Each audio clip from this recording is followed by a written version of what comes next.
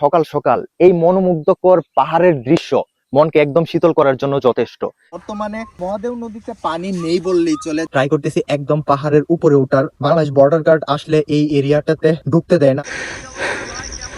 জীবনে যত পাহাড় দেখছি এই চন্দ্রডিঙ্গার কাছে সবকিছুই ফেল। জায়গা থেকে আপনারা ইন্ডিয়া এবং বাংলাদেশের ফুল ভিউটা দেখতে পারবেন। এখন আমরা আছি মোমিনের টিলা। আজকে দুই বন্ধু সারাদিন পাহাড় জয় হবে। এই জায়গাটির নাম হচ্ছে সাত শহীদের মাজার। রাইট নাও আমি এখন আছি নেত্রকোনার চন্দ্রডিঙ্গা পাহাড়ে, আর আমার ঠিক পিছনেই দেখতে পাচ্ছেন ইন্ডিয়ার খুব সুন্দর সুন্দর পাহাড়গুলো। এক সময় এইটার ভিতরে যাওয়ার পারমিশন থাকলেও বর্তমানে শেখ হাসিনার পতনের পর থেকে এই দিকে ভিতরে যাওয়ার কোনো পারমিশন নেই। যেহেতু আমরা ভিতরে যেতে পারতেছি না, সেই জন্য আমরা ঝর্ণা আর বটগাছটা মিস করতেছি। সো এখন আমরা এই আশপাশটাই ঘুরতেছি। যেহেতু সিলেটে জন্মকর্ম, সিলেট, চিটাগং, খাগড়াছড়ি, বান্দরবন, জীবনে যত পাহাড় দেখছি এই চন্দ্রডিঙ্গার কাছে সবকিছুই ফেল। ভাই সকাল সকাল এই দৃশ্য, এই মনোমুগ্ধকর পাহাড়ের দৃশ্য মনকে একদম শীতল করার জন্য যথেষ্ট। Just wow. অফিসের সব দুঃখ কষ্ট টেনশন ভোলার জন্য এইরকম একটা ট্যুর মাস শেষে এনাফ। চন্দ্রডিঙ্গা পাহাড় থেকে বের হয়ে এসে এখন বর্তমানে আছি মহাদেও নদীতে। আর বর্তমানে মহাদেও নদীতে পানি নেই বললেই চলে, জাস্ট গোটা পর্যন্ত পানি। আর যেদিকেই তাকাচ্ছি শুধু বালি আর বালি। আমার ঠিক পিছনের অংশটাতে মেঘালয়ের পাহাড় দেখা যাচ্ছে। আমরা মূলত এই দিক দিয়ে যাচ্ছিলাম, ঠিক ওই ব্রিজটার উপর দিয়ে। এই বালির উপর দিয়ে হাঁটার একটা মজার ব্যাপার হচ্ছে কোনো একটা জায়গায় দাঁড়ালেই ওই জায়গাতে পানি চলে আসে। নদীতে পানি না থাকলেও দেখা যাচ্ছে অনেকেই এখানে কয়লা এবং পাথর উত্তোলন করতেছে জাল দিয়ে।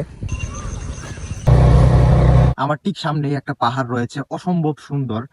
তবে আমি কিছুটা কনফিউজড। অনেকেই বলতেছে এটা মোমিনের টিলা, আবার অনেকেই বলতেছে গোপালবাড়ি টিলা। যাই হোক, জায়গাটা অসম্ভব রকম সুন্দর। আমরা অনেকটা উপরে উঠতেছি, ট্রাই করতেছি একদম পাহাড়ের উপরে ওঠার। আর খুব তাড়াতাড়ি উঠার ট্রাই করতেছি, যেহেতু বাংলাদেশ বর্ডার গার্ড আসলে এই এরিয়াটাতে ঢুকতে দেয় না। অ্যাকচুয়ালি পাহাড়টা যেহেতু ইন্ডিয়ার সাইডে পড়ছে, তো ওই এরিয়াটাতে উঠতে দেয় না। আর এই পাশ থেকে চারদিকের ভিউটা অসাধারণ। আমি এখন আছি টিলার একদম উপরে। আর এই জায়গা থেকে ভিউটা বাই একদম অস্থির। আপনারা যদি খেয়াল করেন, আমার ঠিক ডান পাশে হচ্ছে বাংলাদেশ আর বাম পাশে হচ্ছে ইন্ডিয়া। এই জায়গা থেকে আপনারা ইন্ডিয়া এবং বাংলাদেশের ফুল ভিউটা দেখতে পারবেন। যেহেতু আমি অনেকটা উপরে আছি, সো এই জায়গাটা থেকে ফুল একটা দারুণ ভিউ দেখা যায়। এখান থেকে তার কাটা এবং ইন্ডিয়ার বিএসএফ এর ক্যাম্প দেখা যাচ্ছে খুব সুন্দর। আর এই পাশটা দিয়ে আমার সোনার বাংলাদেশ, খুব সুন্দর ভিউ দেখা যাচ্ছে। এখন আমরা নিচে নেমে যাব, যেহেতু অনেকটা সময় হলো এখানে আসছি, দাঁড়াইলাম, ছবি তুললাম, আর অবস্থা খুবই খারাপ। এই পুরো জায়গাটা বেয়ে বেয়ে উপরে উঠতে উঠতে অবস্থা একদম কাহিল হয়ে গেছে। ফাইনালি এখন হচ্ছে নামার পালা।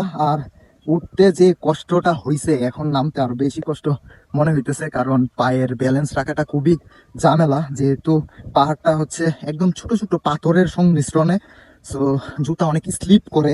বাংলাদেশের এরিয়াতে মোটামুটি এই টিলাটাই হচ্ছে সবচাইতে বড়। আর আমরা একদম উপর থেকে নিচে নামলাম। আমার ঠিক ডান পাশে এখানে আরেকটা টিলা আছে, যেখানে প্রচুর রাবার গাছ আছে। ঠিক সামনেই দেখতে পাচ্ছেন পুরা টিলাটাতে হচ্ছে রাবার গাছ। আর এইখানে আরেকটা টিলা আছে, এই টিলাটা অনেক সুন্দর, ছোট্ট একটা টিলা। এখানে বসে বিশ্রাম নেওয়ার জন্য খুব সুন্দর জায়গা আছে বসার জন্য। সো আপনারা চাইলে এখানে আসলে কিন্তু এটার মধ্যেও বসে বিশ্রাম নিতে পারবেন, যেহেতু চারদিকে গাছ আছে, একদম ছায়া নিরিবিলি পরিবেশ। তো এই জায়গাটা হতে পারে আপনার বিশ্রাম নেওয়ার জন্য সবচেয়ে বেস্ট একটা জায়গা।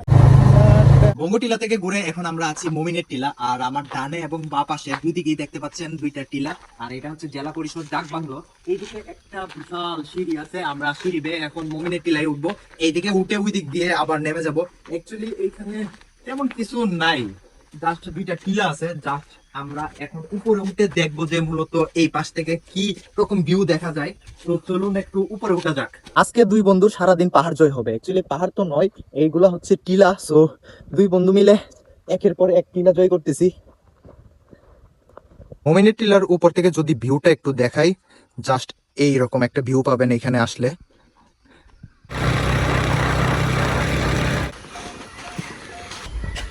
আমি এখন খুবই ইন্টারেস্টিং একটি জায়গাতে হাঁটাহাঁটি করতেছি। এই জায়গাটির নাম হচ্ছে সাত শহীদের মাজার।